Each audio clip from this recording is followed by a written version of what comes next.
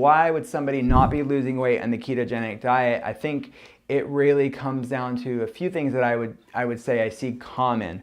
And one would be the person maybe is eating foods that they weren't eating before, that they may be having a sensitivity to.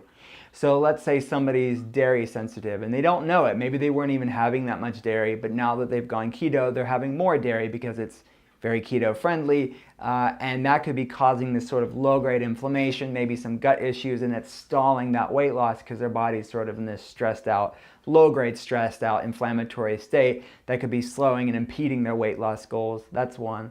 Another possibility is that the person is having a lot of liquid calories, and maybe in the form of like the butter coffees, or they are maybe not so in tune with their body. I mean, the adage in the keto world is eat until satiety, but a lot of times people's hormones are still not optimized at the beginning of their journey, and their brains aren't even getting the message, and they're eating beyond satiety because they're not even getting the message of satiety. But a lot of times it is just they're having too much calories, they're not even cognizant of that.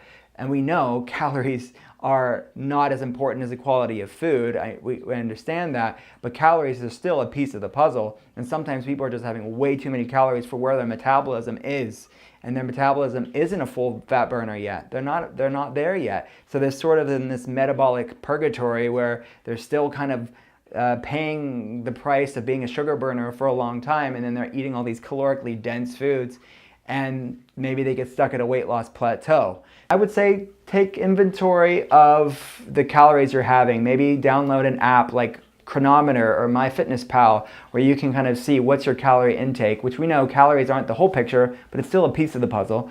And we want to look at those macronutrients, we want to look at the quality of food, but we also want to look at the caloric intake.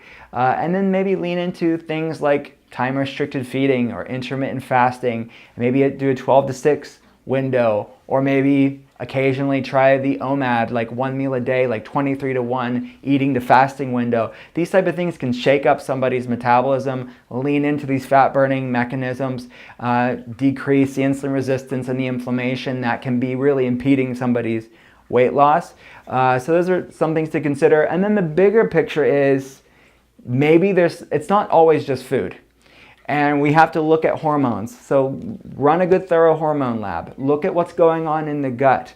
Look at what's going on beyond just food. We know food is a strong modulator of your physiology. It improves our health, but sometimes we have to lean into other things that are beyond food that can be slowing down somebody's weight loss.